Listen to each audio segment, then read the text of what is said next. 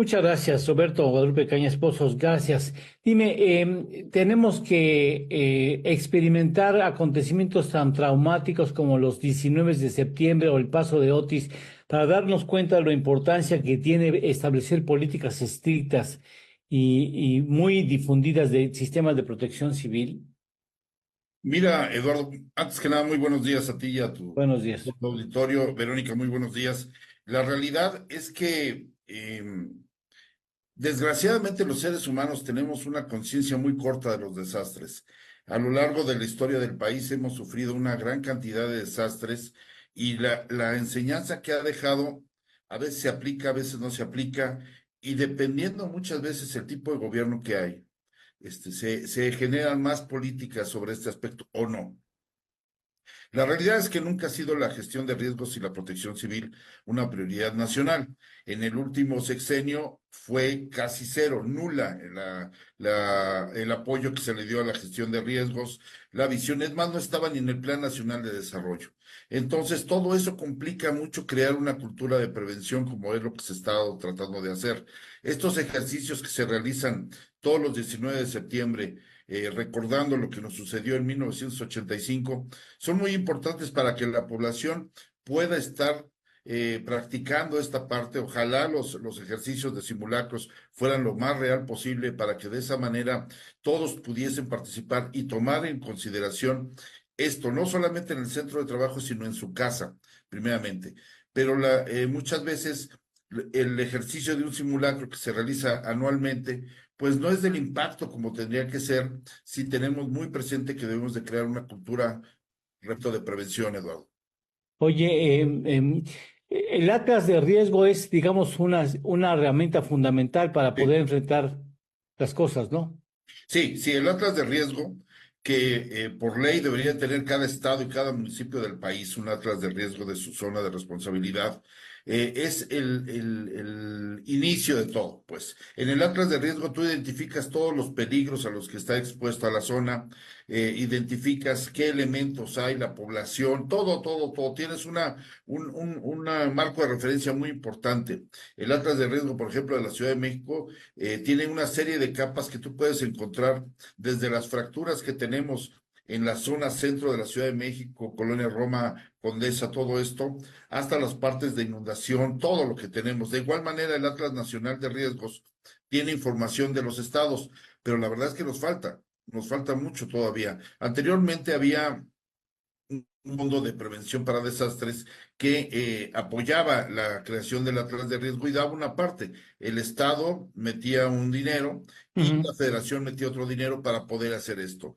Obviamente se dijo que era corrupción, que se estaba desviando el dinero. El caso es que el pretexto fue lo de menos, les quitan ese dinero y no es fácil hacer un Atlas de Riesgo.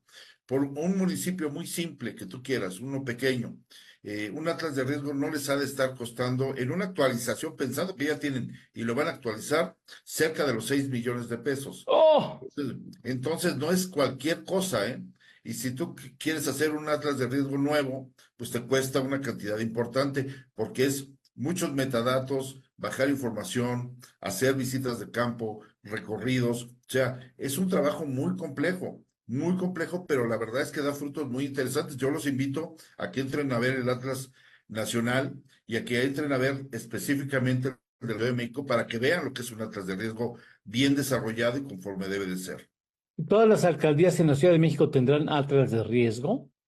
Tienen un atlas de riesgo que ellos están obligados, las alcaldías de la Ciudad de México, a informar cada X tiempo a la Secretaría de Gestión Integral de Riesgo y Protección Civil sobre la información de nuevos riesgos o del cambio de una situación dentro de su área de responsabilidad. Esto va alimentando el atlas y de esa manera va fortaleciéndolo. Nosotros, en nuestro caso, por ejemplo, que somos responsables oficiales de protección civil, cuando hacemos un programa interno de protección civil, un análisis de riesgo de una construcción nueva o lo que sea, en nuestro informe metemos información que tal vez no se tiene. Te pongo un ejemplo. El Atlas de Riesgo de la Ciudad de México nos marca X cantidad de sistemas de alertamiento temprano para sismos, pero muchas veces no está actualizado. Entonces nosotros al hacer el moderno, metemos la ubicación exacta de las torres con las bocinas y todo esto, y pueden ellos ir actualizando también esta parte en tiempo casi real. Perfecto. Ahora, pero de los municipios sí hay un faltante importante, ¿no? De los datos de riesgo. Sí, claro, o sea, imagínate nada más, un municipio que con trabajos genera recursos para ellos en cuanto a sueldos y salarios, en cuanto a alguna situación de mantenimiento, nada más mantenimiento del municipio como tal, ¿no? Y estoy hablando del edificio de la presidencia municipal, de tener recursos para las impresoras, la computadora, si es que hay computadora, ¿no? Entonces, todo esto, la protección civil no se vuelve fundamental, o sea, es una Sí, parte que no puedes invertir, pues, ¿sí? pero hay sanción, ¿verdad? Si no cumples con el datos de riesgo. Sí, sí hay sanción, pero también la ley lo dice y estaba oyendo al doctor antes en su participación antes que nosotros, hay un principio ético que dice, pues nadie está obligado a lo imposible, ¿no? Entonces, si yo estoy tratando de hacerlo, pero no tengo recursos ni forma de conseguirlos, pues tampoco puedo yo caer en una sanción ante esto, ¿no? Sería como decirte, bueno, entonces, ¿qué hago? ¿Le doy mantenimiento, Claro. mi instalación sanitaria, o sea, mi clínica familiar que tengo, porque tampoco llega el Seguro Social a darles, o pongo esto, ¿no? Sí es muy complicado, ¿eh? Muy complicado. A ver, creo que tenemos una pregunta del público. Sí. Así es. Buenos días. Buenos días, Vero. Prensa RP, ¿cómo podemos saber si una casa que compramos está en zona de riesgo? Muy sencillo, ¿eh? Ustedes entran al Atlas de Riesgo de la Ciudad de México, en el apartado donde viene riesgos, porque les van a abrir varios Las temas, ventanas. y varias ventanas. En una de ellas, ustedes pueden abrirla, perdón, ponen la dirección de la casa, ¿sí? Y después les van a abrir los fenómenos perturbadores. En este caso van a ser 5 fenómenos: geológico, hidrometeorológico, sanitario ecológico, químico organizativo, ¿sí? Y les van a abrir esos. En la parte de geológicos va a haber una parte que dice fracturas, ¿sí?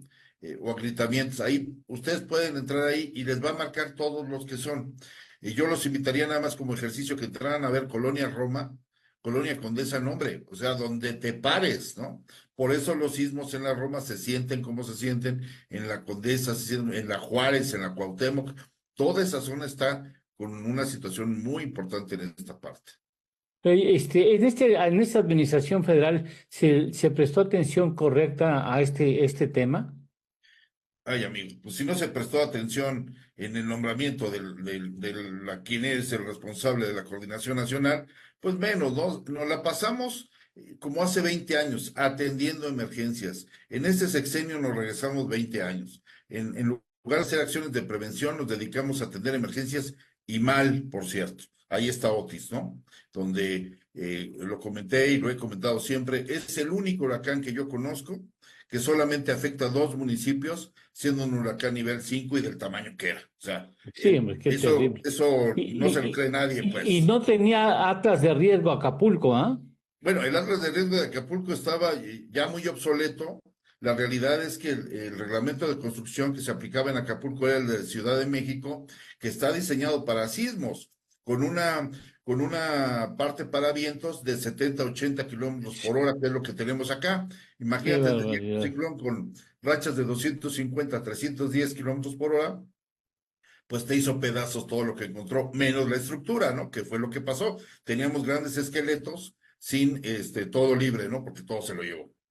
Qué barbaridad. Oye, Roberto, muchas gracias. Yo creo que vale la pena que retomemos el tema la próxima semana, Cuando tú porque me es muy digas. importante. Te agradezco mucho porque sabes mucho de este tema y nos puedes orientar mucho a los ciudadanos y a las familias. Te agradezco en esta ocasión que estés aquí con nosotros. Como siempre, nuestro agradecimiento profundo por todo lo que nos ayudas a hacer un periodismo para personas inteligentes. Muchas gracias, Roberto. Gracias a ti y los invito a participar en el simulacro del día de hoy. Muchas gracias. Sí, muchísimas gracias. Un abrazo. Hasta Mañana luego. podríamos incluso dar una revisada de cómo estuvo. ¿Sí? ¿Te Me parece dices, bien? tú me dices, sí, como no, con todo gusto.